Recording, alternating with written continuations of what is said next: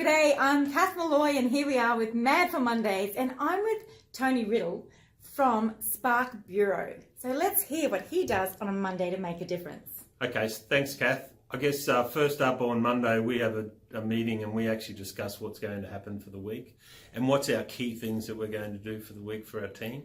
And more importantly, we actually continue those meetings throughout the week. So we do it on a daily basis and that allows the team to actually say how they're going and make sure that we're on track. Yeah. Great. Okay. That's awesome. So it's all about the planning. It is. It's about communication, planning, and actually from a team point of view, actually giving everyone the ability to share what's happening. So, you know, if things aren't going well, we can actually tell the team. So that's good. Fantastic. So on a Monday, communication is the key for the week. Exactly.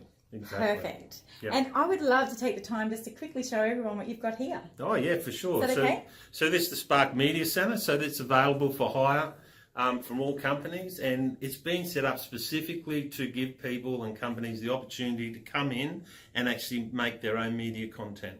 All right, so move around with me and we'll show them this room here. Okay. We've got webinars, being able to podcast.